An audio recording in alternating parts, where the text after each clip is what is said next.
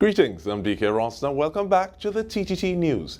With the ongoing discussion about the role of TVET institutions on our nation's landscape, we are going in depth on the work of the National Energy Skills Center, or NESC, and their customized training programs, with Manager, Curriculum Services, Kofi Toney, and Dean of Continuing Studies, Indra Ramroop-Ramkissoon.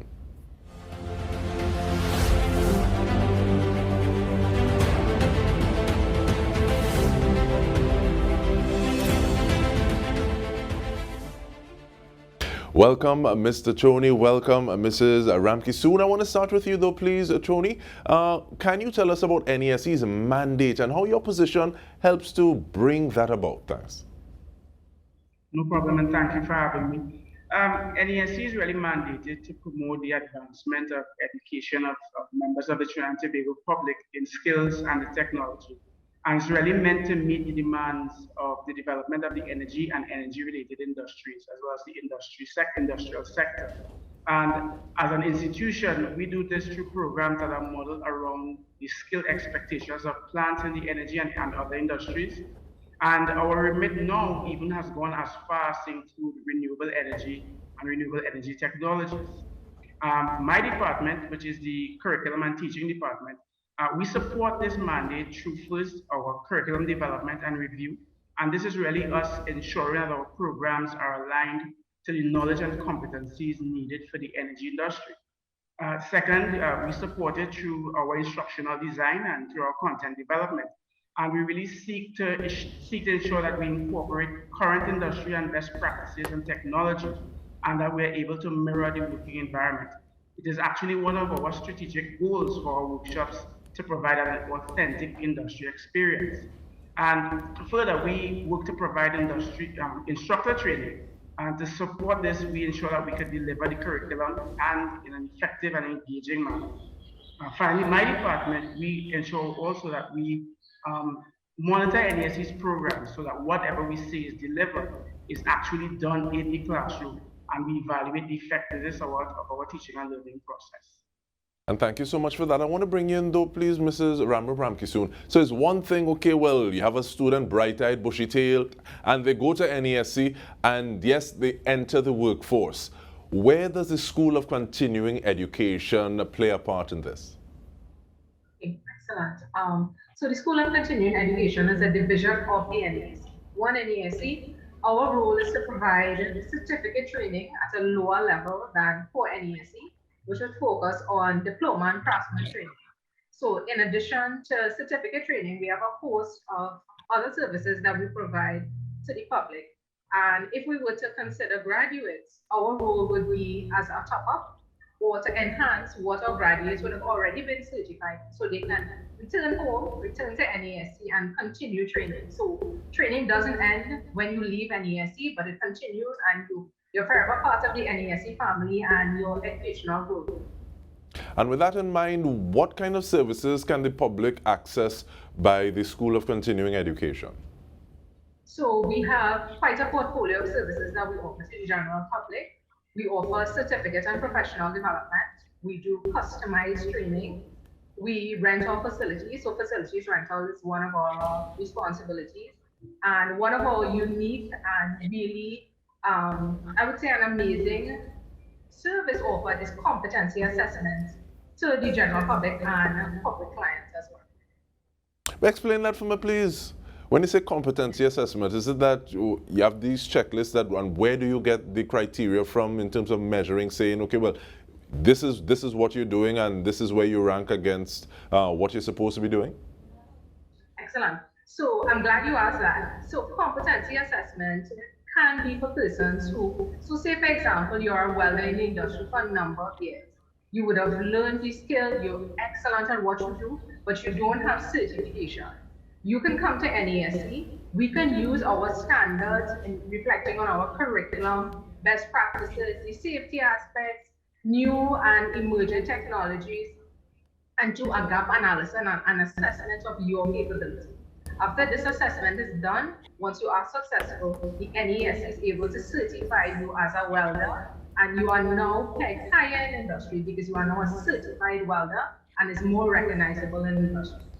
And Mrs. Ramroop-Ramkissoon, you're saying that and I'm getting some chills, because one of the things that that conversations have been swirling around is the fact that there's some people who have been doing certain things for so long. They're competent, but they're not certified, so they're not able to access certain opportunities, be it schooling or certain pay grades. So I'm really glad that this is something that NESC offers. Mr. Toney, I don't want to freeze you out of the conversation. And when we think about TVET and institutions like NESC, we think of hands-on. We think of being able to learn where you are. So what are some of the challenges that NESC has had to overcome during the pandemic, especially when we're looking at removing ourselves from each other in a physical way for the most part because of COVID-19 protocols? Yeah, well, I'm glad you asked. First of all, you mentioned tools and equipment, and that is one of the areas that, of course, institutions like ours tend to be a little bit challenged, not necessarily in terms of funding, but in terms of getting access to all of the requirements needed to fulfill the needs of the curriculum.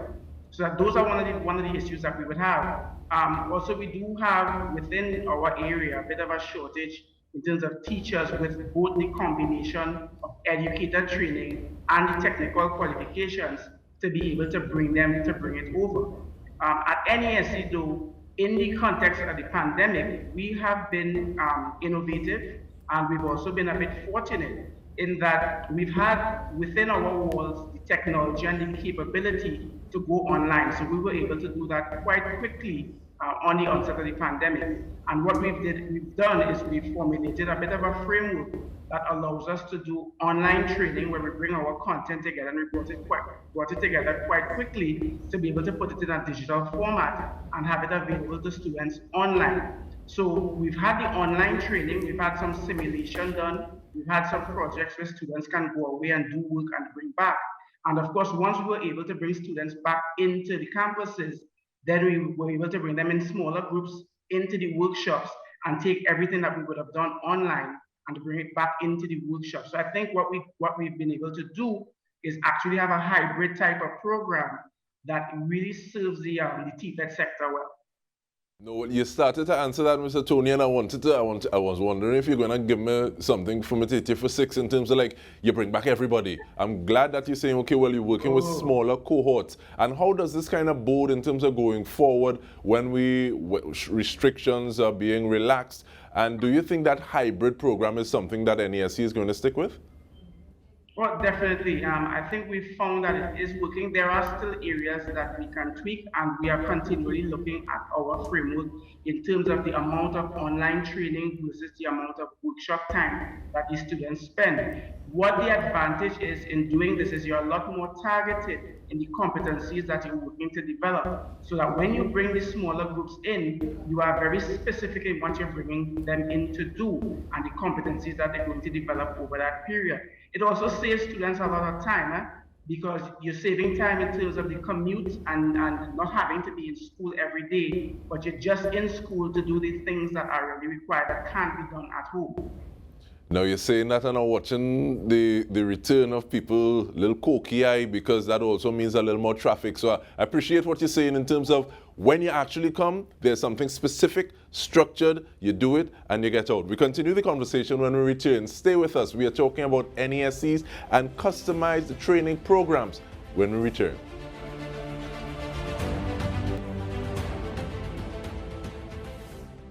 Welcome back. We are going in depth into the work of NESC with Kofi Toney, Manager Curriculum Services, as well as the Dean of Continuing Studies, Indra Ramroop-Ramkissoon. And Mrs. Ramroop-Ramkissoon, I want to talk about your relationship with corporate Trinidad and Tobago, please. Are there itemized package that you would have a corporate entity saying, this is what we want our cohort trained in? Can you do that? So one of the good things about our relationship with our corporate clients, nothing is off the shelf. Nothing is prepackaged. Our clients have an opportunity to say what they want, and we can actually customize exactly the time, the modules, exactly what you want to cover, and we can offer that specific package to you. Also, we partner with a number of persons who contribute positively to the communities that they are located. So they do an assessment of what are the needs of the community as well, and that is exactly what we provide. So it's not just about satisfying your corporate social responsibility and doing your due to the community, but giving them and equipping them with tools and competencies so that they can actually have a better standard of life and contribute positively.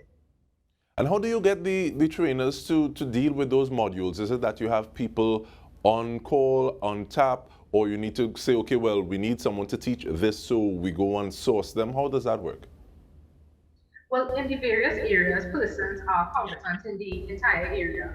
So once we develop and we work with our curriculum department, we will develop the specific items, the specific areas that the company would require and develop a specific course outline entailed and to satisfy the needs of that customer. All right, and I want to know how many centers are there. Should we ask you this, Ms. Ramkissoon or Mr. Toney? I'm not sure. But in terms of NESC locations, do different locations offer different services? What does that look like? We do, and I'll give Mr. Toney an opportunity to explain a little bit more about the different campuses and what we offer. And it's unique to some areas and campuses. So I'll allow Mr. Toney to answer that question. Thank you very much. Right, so we do have four campuses. We have the Point Lisas campus, St. Madeleine, Chaguanas, or Woodford Lodge as we call it, and the Goldsboro Tobago campus.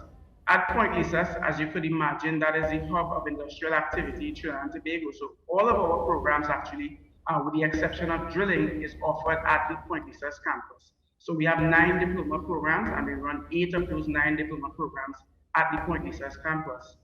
In St. Madeleine, though, which is the heart of the oil industry, oil and sugar industry, we have the drilling ring down at St. Madeleine. So we have our drilling academy down there, and we also offer down there automotive information technology and electrician. The Chaguanas campus has automotive services and IT, and the Goldsboro campus also has automotive services, but also offers welding, IT, electrician, and refrigeration. And what you would notice is we've tried to, as far as possible, have the courses or the programs at the campus that mirror the industries that are around that particular location. So that is the approach that NESC has taken. And how do you recruit students, and how do you recruit individuals to fuel the students' pursuits? So saying at Chaguanas campus, you look at automotive. Is it that you tell people, okay, well, come with your car and our students will fix it? And so there's that question. And also, how do you recruit the students?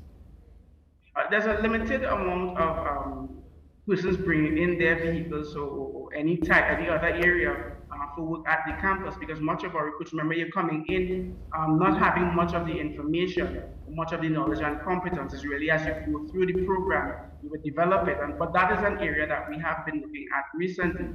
In terms of marketing, or in terms of bringing students in, first of all, and our primary really approach is through community and school outreach programs. So we do have persons who go into our schools, go into the communities, give information about the NESC programs, about TVET training generally, and generate that interest in our programs.